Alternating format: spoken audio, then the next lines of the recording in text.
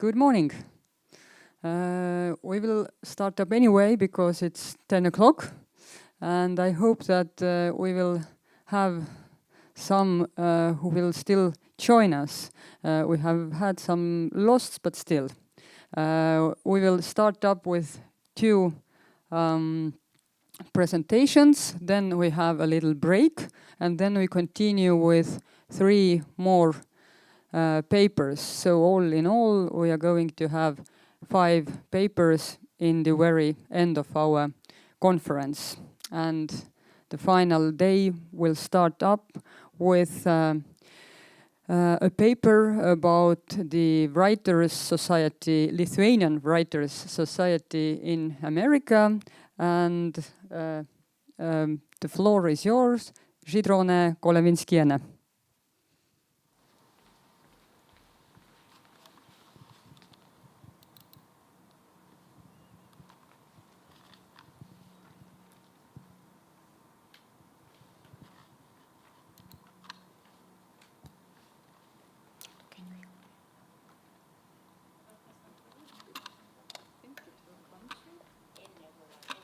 Let's try. This is the first. Yes. Thank you. Good morning, everyone. And my paper is about Lithuanian Writers Association or Society, but I called it Association in America, in the United States, and from 1950. A little bit about history, about beginning Lithuanian Writers Association. The Lithuanian Writers Union, established at the Faculty of Humanities of the Vytautas Magnus University on February 21st, 1932. Formally, union exists from 1920, but as a literary section at Vytautas Magnus University. It was the first independent organization uniting Lithuanian writers, translators, literary researchers, and critics. Active in Lithuania until 1944, the organization was restored in Tübingen, Germany, on January 25-26, 1946, by Lithuanian Second World War refugee writers who fled their homeland, escaping the Second Soviet occupation, and was renamed the Lithuanian Refugee Authors Association. When the emigration from Germany began, a large number of writers chose the United States as their new home. On February 28, 1948, a Lithuanian poet, Jonas Aistis, and like-minded writers founded the Lithuanian Writers Association of North America and became its chairman. Therefore, in 1948, there were 2 Lithuanian writers' organizations, the Lithuanian Refugee Authors Association in Germany and the Lithuanian Writers Association in North America in the United States. The 2 organizations maintained friendly relations, regularly exchanging information and letters of greeting. At that time, the activities of the 2 were similar. They both continued their work and followed traditions established in the interwar period. Published organization chronicles and newsletters. Later, when conditions were favorable, association magazines, collections of the Lithuanian classic and new literary works, organized literary evening and books presentations, took care of translation from Lithuania into English, and etc. In the spring of 1950, a joint congress of the Lithuanian Refugee Authors Association and the Lithuanian Writers Association of North America was held in Boston. After deciding to merge the 2 organizations, the Lithuanian Writers Association was founded, or to precise, was restored. And after 2 years, in 2020, we will celebrate the 17th anniversary of the Lithuanian Writers Association in America, in the United States. The association began acting on the revised regulation of the Lithuanian Refugee Office Association and the pre-war Lithuanian Writers' Union. First, the Lithuanian Writers' Association in the United States was restored, already having certain historical and cultural heritage, which served as a starting point, creating conditions for further development of historical and literary memory and new opportunities in the future. The headquarters of the associations have changed depending on the board. However, while the headquarters, board, and presidents have constantly changed, the main goals and directions of the associations remained the same. End quote from President Leonardus Andriekos' report to the member of association. The Lithuanian Writers Association brings together people who care for fiction.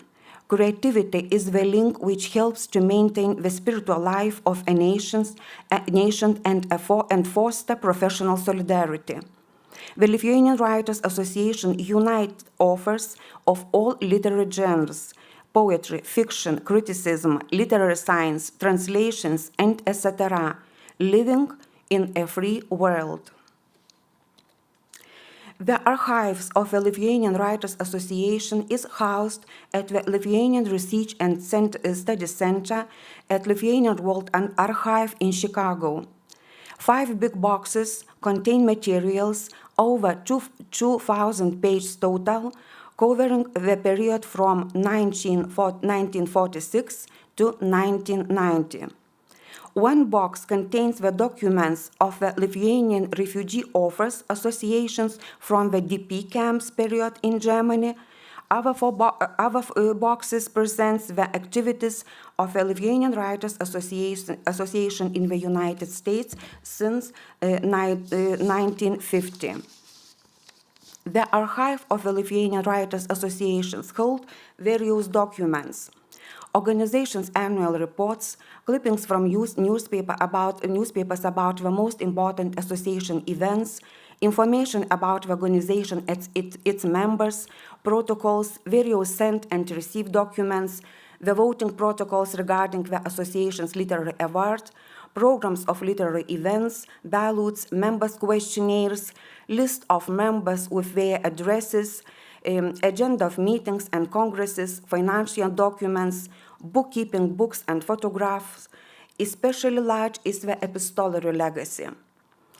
Right after the restoration of the association in 1946, all organization documents were kept by its presidents. Later, they were brought to the United States along with other documents from the German refugee camps. Afterwards, the documents were transferred to Lithuanian World Archive in Chicago. The activities of the Lithuanian Writers Association, the input of the board and its members, as well as literary ups and downs, depended a lot on communicative skills, authority, and energy of the president and the board. Archive documents show that the first decade was the most fruitful in the history of the association in the United States. Very different in their temperament and leadership style, using different communication strategies with the then Soviet Lithuania and the Soviet Lithuanian Writers' Union, all associations presidents pursued a common goal. A quote from President report to association members. The Lithuanian Writers Association, as much as it can, plays an active role in social sphere, which in one way or another is connected with literature and writers. The association strives to inform writers, associations of other countries about our Lithuanian literature, seeks that the Lithuanian literature is adequately represented in foreign encyclopedias and libraries, looks for opportunities to preserve and publish books of its deceased members, writes letters of recommendations for their members in order to help them to secure a particular job, and annually awards the best literary work voted by a commission. There are many more areas where the Lithuanian Writers Association can make itself useful. Our main task is solidarity in creating and light itself. The end of quote. And some sentence from Lithuanian poet and editor Kazys Bradūnas letter to association board. Seeing excellent books of Estonian poetry and prose translated into English and German, one wants to wish the board to seek people and contacts with publishing house, so we would not fall behind in this area too. End the quote. The Lithuanian Writers Association continued with a tradition started in Germany each year to award the best work of Lithuanian literature. The regulations state that the prize is awarded from the best original fiction written and published on a given year. From the very first days in the United States, the Lithuanian Writers Association Board felt the shortage of money, especially in allocating the money for its annual literature award. Being short of money, the president and the board were forced to search for other ways to get funding. One way was to appeal to the more wealthy American Lithuanians, patrons who found in successful business, or simply to ordinary educated Lithuanians. The other way was to organize campaigns, various lotteries, balls, literary clubs, and etc. From 1950 to 1964, the annual literary award for the best book in Lithuanian literature was $500. Later, the price was increased to $1,000 and later to $2,000. During the general meeting of the Lithuanian Writers Association, which took place in Chicago on April 14, 1951, the participants expressed concern regarding the quality of the contemporary Lithuanian emigre literature and found its quality lacking and unsatisfactory in our periodical press. We applied to newspaper publishers and editors, requesting that we improved it so that poor quality literature.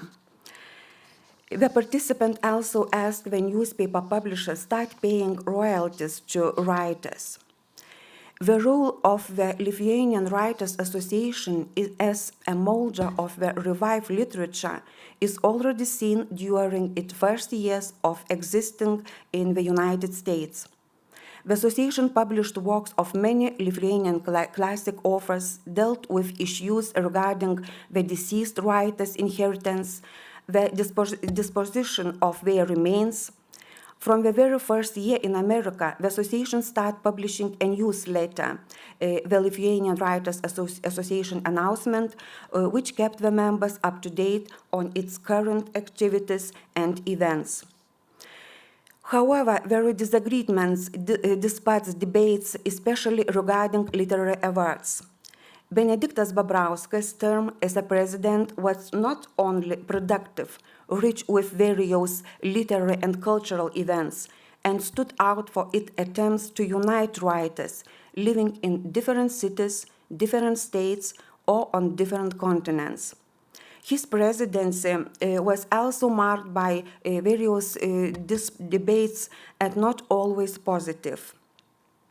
The stance of the presidents and the Lithuanian Association Board regarding literary awards, refusal to make contacts with writers in Lithuania, and his views on the quality of literature. Its renewal and modernity prompted with the withdrawal of a large number of the association members. Some of them were expelled from the organizations for publishing their works in Soviet Lithuania, and for cooperation with the then Soviet Lithuanian Writers' Union. And exclusive work of Lithuanian Writers Association is the Lithuanian Encyclopedia. The idea of a Lithuanian encyclopedia was revived in the United States by Lithuanian refugee and members of Lithuanian Writers Association. The publisher Juozas Kapočius organized the editorial team, and Professor Vaclavas Biržiška became a chief editor. Between 1933 and 1966, they published the 37 volumes of Lithuania Encyclopedia, Lietuvių Encyclopedia, often nicknamed the Boston Encyclopedia because it was published in Boston, Massachusetts, in the Lithuanian languages. It is often believed that they were continued the unefficient work of the first encyclopedia begun in their homeland, in Lithuania. The undertaking was especially difficult because most of their materials and sources were left behind in Lithuania and were now unavailable. Between 1970 and 1978, the same group of Lithuanian Writers Association members published the 6-volume Encyclopedia Lituanica, an English language encyclopedia on Lithuania and Lithuania-related topics. It remains the most comprehensive work on Lithuania in English. In 1970, a Franciscan priest, poet Leonardas Andriekus, took over the leadership of the association. One of his priorities was to pursue stronger ties based on literature with writers living in occupied Lithuania. This goal received both public and private reaction and criticism. The Lithuanian Writers Association was criticized for strengthening ties with the occupied country, or in other words, with the Soviet Union. Other members of the association, at that time it had over 100 members, were also vocal in condemning such a goal. Leonardas Andriekus took the initiative to invite young writers and critics to join the organization, even if some of them had no published books yet. His purpose was not only to revive, but also to bring together authors and literary critics of different generations with different perspectives to broaden the field of Lithuanian culture and literature in exile. In addition, Leonardas Andriekus invited former members to join the Lithuanian Writers Association who for one or another reasons left or were expelled from the organization. Because of such policy, the number of association members reached over 200. At that time, the board also formulated and published rules of copyright. Leonardas Andriekus, as president, supported the association relations with writers of other countries and writers' organizations, such as the Pen Club. Under his leadership, writer Algirdas Landsbergis, vice president of the board, was responsible for maintaining these relations. In 1975, he wrote a letter on behalf of the Lithuanian Writers Associations to Alexander Solzhenitsyn, thanking the Nobel Prize Literature on 1970 for supporting the Lithuanian nations and voicing the opinion that non-Russian nations in the Soviet Union have the right to decide their own fate. Paulius Jurkus' presidency is also very important in the history of the Lithuanian Writers Association. The start of his term coincided with perestroika in the Soviet Union and political changes taking place in Lithuania. The new board began to pay more attention to contact with writers in Lithuania and the organizations representing them. As the exhibition created by Martynas Mažvydas National Library of Lithuania on the 17th anniversary of the Lithuanian Writers Association shows, one of its first steps in this area was a letter of greeting to Romualdas Lankauskas, president of the Lithuanian Writers Union, sent on July 27, 1989, on the occasion of formally separating the Lithuanians from the Union of Writers of the Soviet Union. The board also discussed the possibility of inviting the Lithuanian delegation to the 34th Congress of the Pen Club in Canada, and later to organize a joint literary evening in New York. The meeting decided not only to send a formal invitation to the guests from Lithuania, which would facilitate their getting US visas, to arrange the literary evening, but also to give them financial support to paying their registration fees for the Congress. The literary event with the visiting writers from Lithuania was held in New York on October 15, 1989. And from the board newsletter that quote, it was the first such gathering. The evening participant concluded that both organizations should cooperate more closely by allowing writers from Lithuania to participate in literary context in the United States and Lithuanian Americans in the press in Lithuania. The board and representative of both organizations discussed the possibility of a merge, but it was decided not to rush into it, and the merge has not taken place to this day. Significant change began taking place in the sphere of literary awards as well. In 1989, award went to poet Edita Nazaraitė, who fled to Canada and later to the United States from the then Soviet Lithuania in 1984. Another important aspect of change within the association at that time was the gender aspect. Since the establishment of the Lithuanian Writers Association in pre-war Kaunas, the organization has never been led by women. In 1998, for the first time in the history of the association, a woman took over the leadership. The new board elected Stasė Petersonienė to the post on May 30 of 1998, and she is in the center. During her term of office, poetry evenings and poetry days were organized. And for the first time in the history of Lithuanian Writers Association, in 2006, the literary awards went to Lithuania.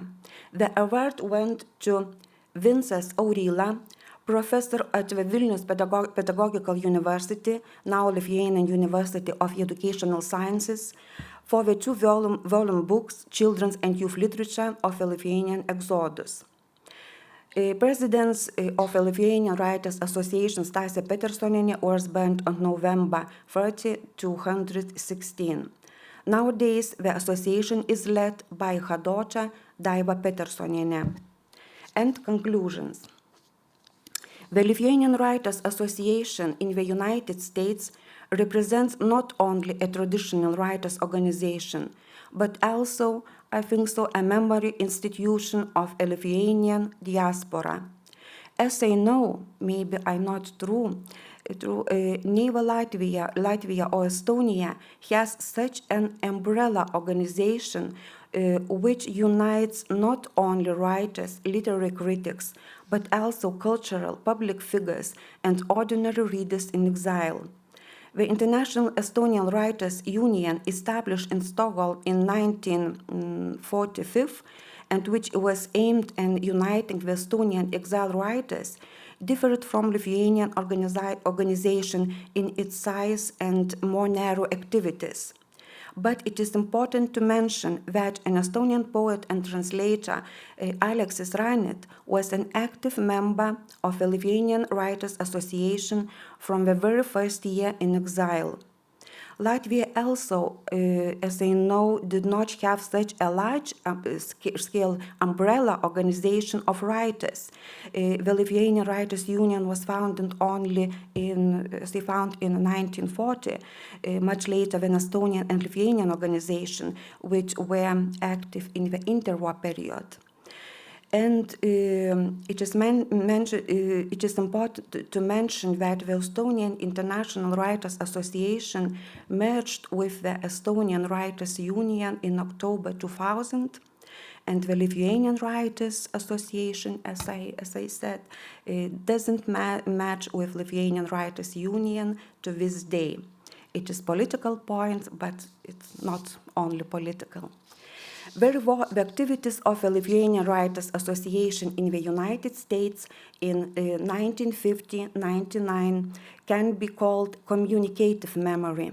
The archival heritage that has been gathered by the association, function of an archive, books that have been published and distributed around, function of library and bookstore and publishing house, publishing the newsletter as media function, and etc., all of that can be described as a distribution of memory. The document shows that the Lithuanian Writers Association significantly contribute not only in dissemination, but also in preservation of Lithuanian literary and cultural heritage in exile.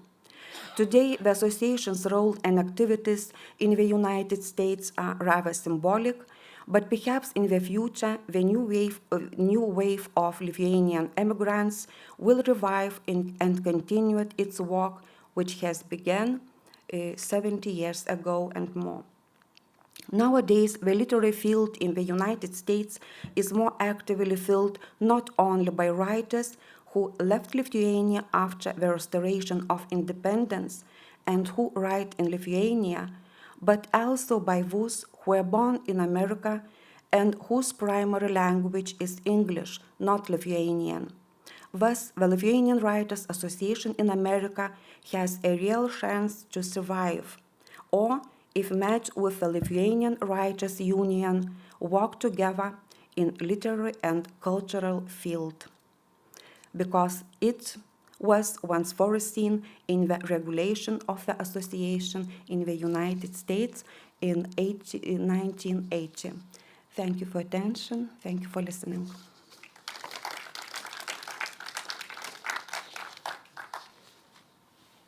Yeah, thank you. Thank you. Do you hear me? Okay. So, questions and comments?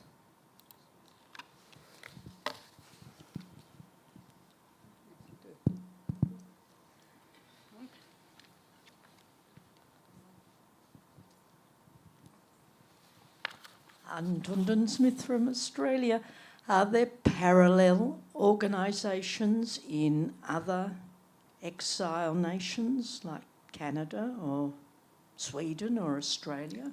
Lithuanian organization, yes, right? No, Yes. no. Only in Lithuanian and in United States. Yes, Only. because I know of Lithuanian writers and poets in Australia from Yeah. that era, but they are on their own. Yes, Lithuanian, for example, Lithuanian poets in Australia. Australian Lithuanian poet Lidija Šimkutė is a member of both association. Thank you. Some more questions? But I have one. Perhaps you already mentioned it, but what was the highest period in the course of the association's life when the activity was in a peak or at the highest point? Was there some decade or some period in the course of the association's activity? The most important period is, as I said, is the first decade, is 1950, 1960, 70. because of course it's very understanding reasons, because we went to United States from Germany, from DP camps, and it's need that literary life doesn't that it will be continued. And Lithuanian Encyclopedia, all regulaments, all in the first decade of a life association. And presidents were very active, very energetic, and the board was especially active team. Thank you very much. You have question? Uh-huh.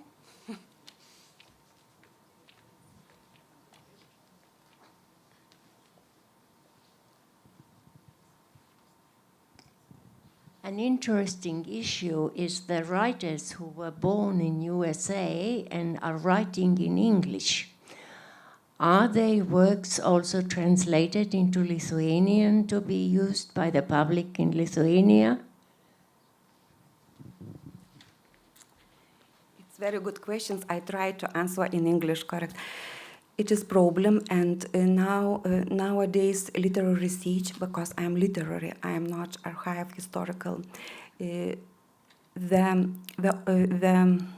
books of authors who write in America and in English, they doesn't know in readers in Lithuania. It's one, and the second, that these writers are not the members of the association, no in America and no in Lithuania. Contact is minimal, too little contact between translators, between publishers. Yes, they publishing books in America, in United States, and reader is American, not Lithuanian. The first. For the American public. Yeah, yeah. Okay. Some comments? No. Okay. There were huge numbers of Lithuanians who came to North America during the 1920s and 30s. Did they do literature? Did they publish books on their own? In the interwar period and before? After war period, yes, I understand. Before the Second World War? Oh no, it's not large number. It's not, because the active period of literary is with refugees, because after the Second War. Okay, thank you very much.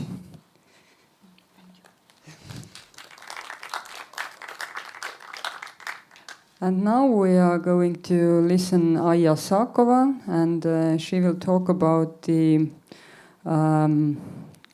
path of Ivar Ivask and how he became a literary scholar.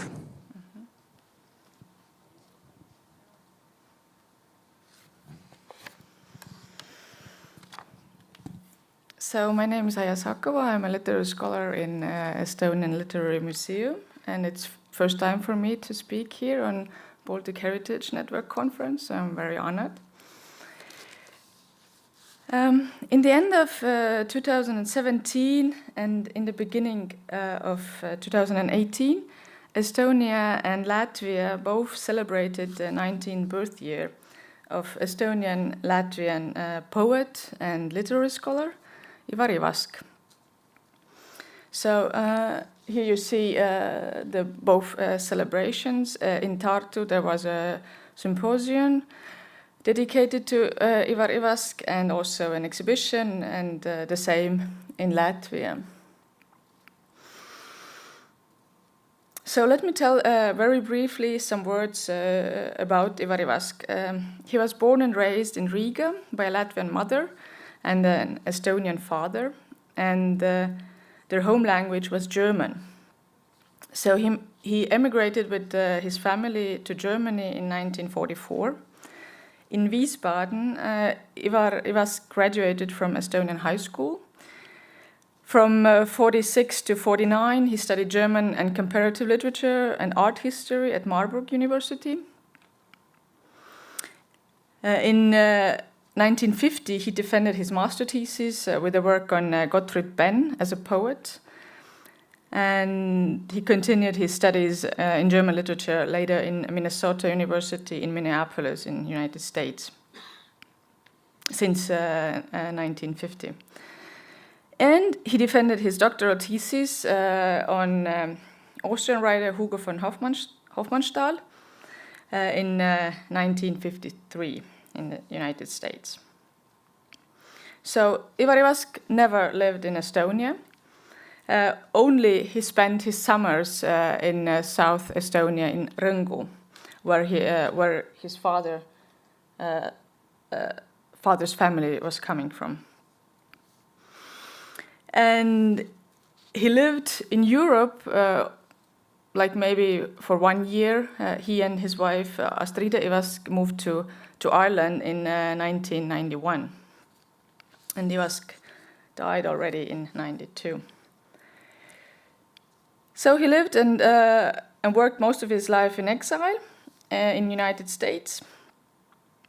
And after a military service as a nurse, he worked in St. Olaf's College in Northfield, 56 to 67.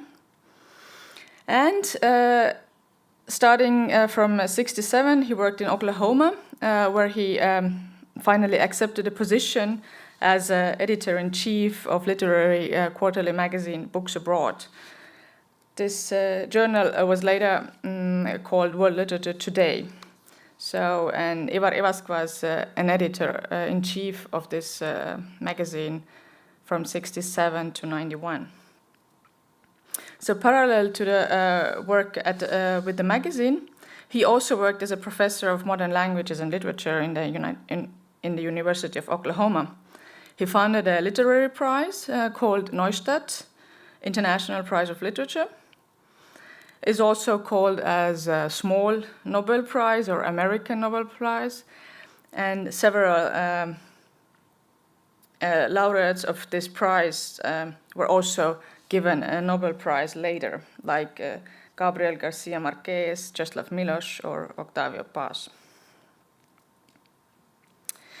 But Vask also was a founder of a conference series dedicated to writers of the French-speaking and Hispanic world, Butterbro conferences. After the death of Ivari Vask's wife, Astrid Vask, Latvian poet, she died in 2015. Vask's archive was given to Estonian Cultural History Archives at the Estonian Literary Museum, so where I work. It is mostly manuscripts.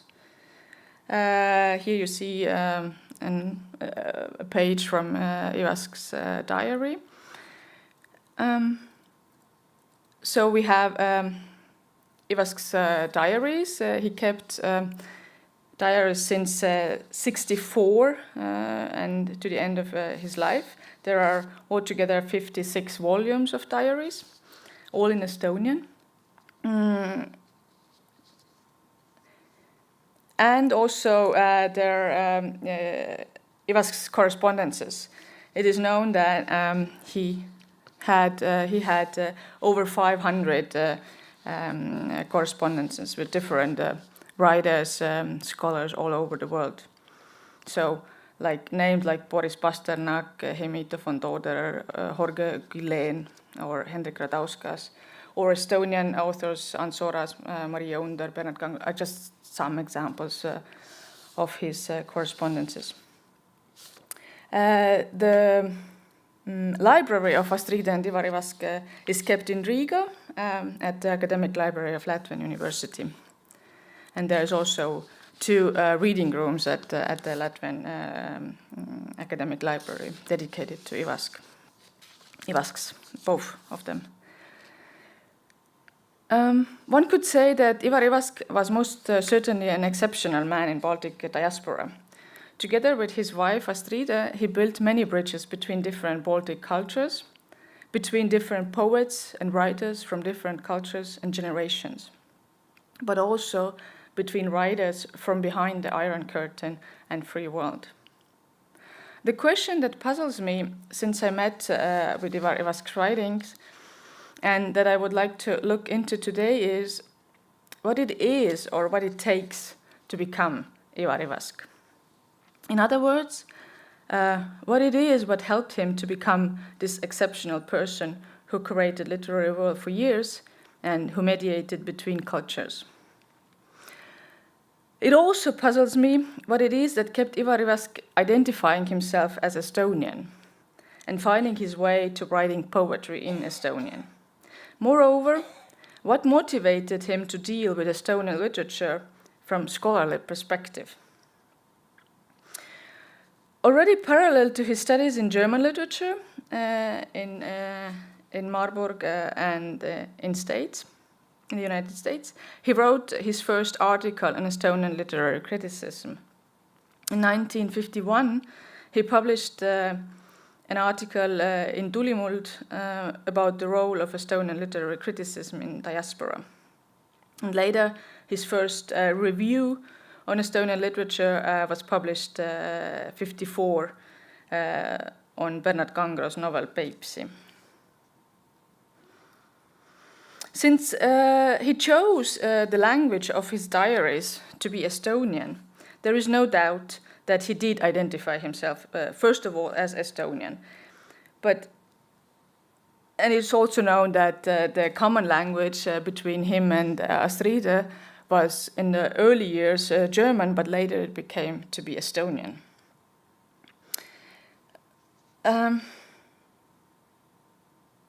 But it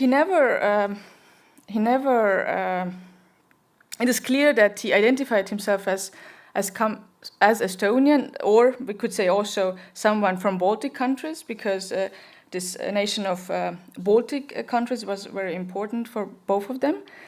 But he never positions himself only within Estonian or Estonian diaspora community. This, as well as the fact that he communicated not only with diaspora Estonians, but also with Estonian writers at home in the Soviet Estonia, caused also some tensions between him and other diaspora Estonian writers. So in order to understand how he became who he was, I believe it is of great importance to understand that he was, first of all, a poet before becoming a literary critic and a scholar.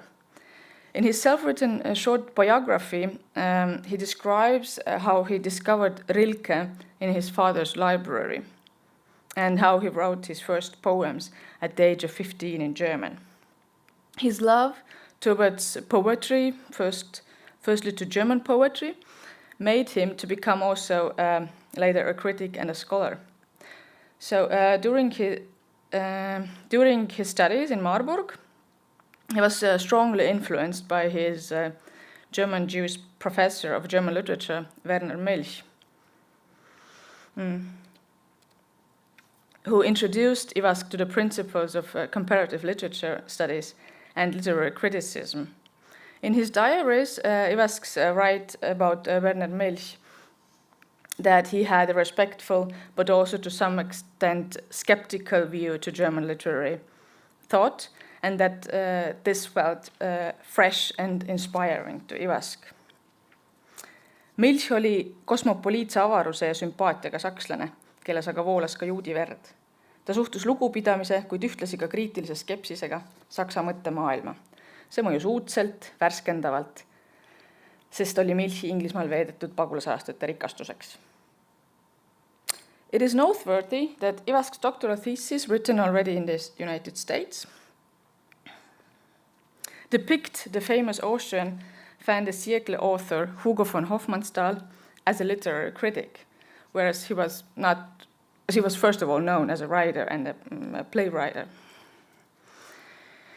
Taking a look into the manuscripts of Eva's doctoral thesis, 462 pages total, one could argue that Ivask was interested in Hofmannsthal's self-awareness as a writer and as a critic, in his methodology of writing. In this work, Ivask systematizes Hofmannsthal's thought on different areas of German and Austrian literature, die kritische Leistung Hofmannsthal's, and formulates his principles of his literary criticism, die methodischen Grundlagen von Hofmannsthal's Literaturkritik. Ivask underlines two major ideas within the literary critics of Hofmannsthal: the idea of Europe and the idea of European literature within world literature, and the idea of a poet critic. For Hofmannsthal, European literature is one organic sphere, and Ivask argues that his literary critics is also European.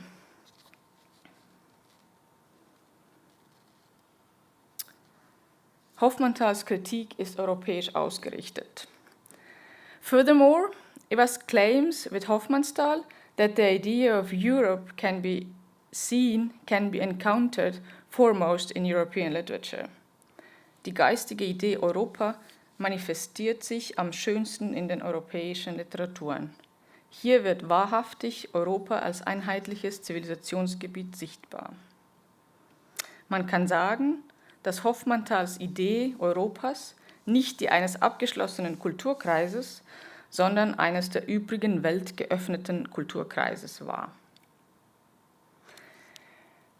So both ideas, the idea of an European literature and the concept of a poet critic, become or are relevant also for Ivask himself. I already mentioned that he wrote parallel to his studies on Hofmannsthal.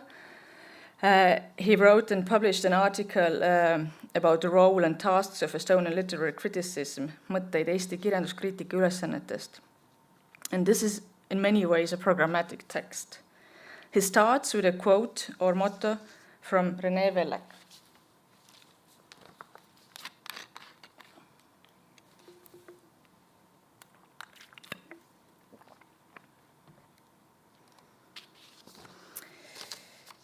The study of comparative literature in this sense will make high demands on linguistic proficiencies of our scholars.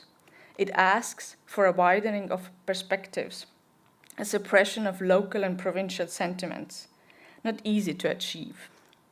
Yet literature is one, as art and humanity are one, and in this conception lies the future of historical literary studies.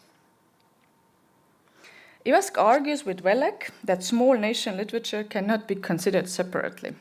They need to be seen in a bigger European context. At the same time, he also states that the first and most important role in diaspora is to preserve the nation. Estonians should be proud of their talented and work-ranked novelists and poets. And he names from poets, he names Juhan Liiv, Gustav Suits, Maria Under, Betty Alver, Uku Masing, Bernard Kangro, and from novelists, he names Eduard Vilde, Anton Hansen Tammsaare, Friedebert Douglas, August Kailit, Karl Ristikivi. But at the same time, there is no point analyzing and seeing those authors only within Estonian context.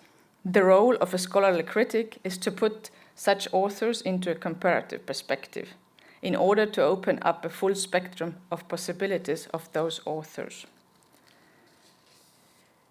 Vajame rohkem ulatuslikke kriitilisi esseid meie kirjanduse parimate autorite ja põhiprobleemide üle. Vajame biograafiaid. Mitte üks neist head tõlked, vaid samaaegselt meie kirjandust tõlgendavad, liigitlevad, teiste kirjandustega võrdlevad kriitilised kirjutised aitavad saavutada meie kirjandusele euroopaliku nime. Ivask elaborates on the difference of literary critics and literary history studies. Whereas literary history studies concentrate on the past, critics need to show the position and role of a text in a contemporary situation. The scholarly critics need to widen this perspective and show also the comparative view, the position of an author or of a text within bigger frameworks. For Ivask, the framework is foremost European. He clearly states that despite the fact that Estonian literature is despite the fact that Estonian literature has a very short history of its own, we need to see it within West European cultural context, which is more than 3,000 years old. Such approach and understanding of European literature obviously demands very high and broad philological skills, as Ivask states with Wellek's words. Simply put, one needs to know languages. And Ivask does. He's able to read and write about Estonian, Latvian, to some extent Lithuanian, Russian, Finnish, German, Spanish, French, Italian, Greece, and maybe some other languages that I could not mention now. The other idea that Ivask formulates in his doctoral thesis about Hofmannsthal concerns the role of the critic. Ivask clearly sees the work of a critic as extremely important.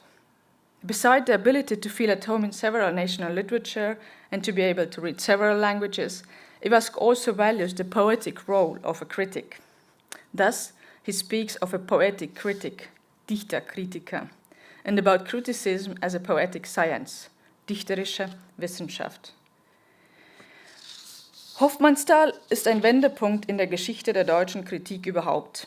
Hofmannsthal ist damit vielleicht der erste Poet-Kritik von Rang in der modernen europäischen Literatur. Denn Hofmannsthals Kritik war eine dichterische Wissenschaft, eine Kunst für sich wie alle Literaturkritik, die sich nicht die Freiheit der höheren Zusammenschau der literarischen Phänomene nehmen lassen und die zugleich nicht diese Freiheit einer pedantischen Silben- und Adjektivzählung opfern will. So in order to come back to my question, what it takes to become Ivar Ivask. Of course, it needs talent and hard systematic work, but it also needs clear principles and good role models and dialogue partners. It needs the courage to learn from the best. So Ivar was not afraid to make contact and meet up and step into dialogue with the best writers at his time. And although Ivask's statements were not always understood and shared, his contacts with writers in Soviet countries were not approved in Estonian diaspora. He has given an immense contribution not only into mediating Estonian literature into the English-speaking world, but he has also built several bridges between small literatures and between diaspora and the literatures back home.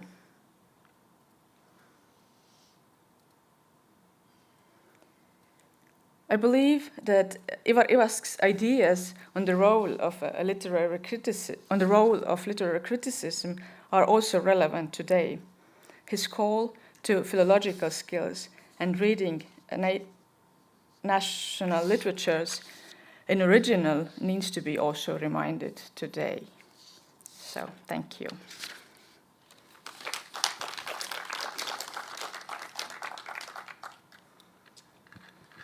Thank you.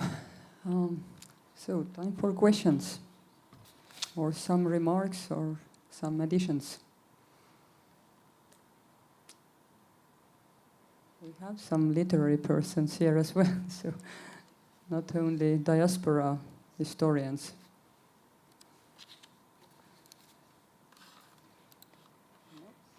Okay, then we will leave the questions to the coffee break. But thank you, Aija Sakova.